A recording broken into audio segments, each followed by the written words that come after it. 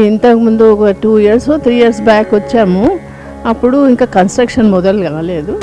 ఇప్పుడు చూస్తే చాలా చాలా చాలా మార్పు వచ్చేసింది. చూస్తుంటేనే ఎంతో ఆనందంగా సంతోషంగా అనిపించింది. ఇంకా ఉన్న వాళ్ళు మీరు అందరూ సేవ చేసే వాళ్లకు అందరికీ మా కృతజ్ఞతలు. ఇక్కడ అరేంజ్మెంట్స్, తర్వాత నీట్నెస్, మేనేజ్మెంటు చాలా అద్భుతంగా ఉంది. ఈసారి వచ్చేది చూస్తే మాకు అప్పటికి ఇప్పటికి చాలా డిఫరెన్స్ అనిపిస్తుంది. టెంపుల్ కూడా చాలా విశాలంగా చాలా అందంగా కట్టారు. దాని శంకుస్థాపన అయిన తర్వాత నేను రాలేకపోయాను, కానీ ఈసారి మాత్రము నవంబర్లో వచ్చే ప్రోగ్రాంలో మేము సంతోషంగా మేము కూడా తోడ్పడతాము.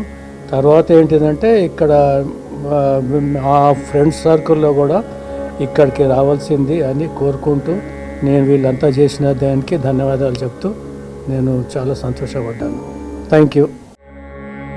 ఓం శ్రీ పుణ్యలింగేశ్వర స్వామినే నమః.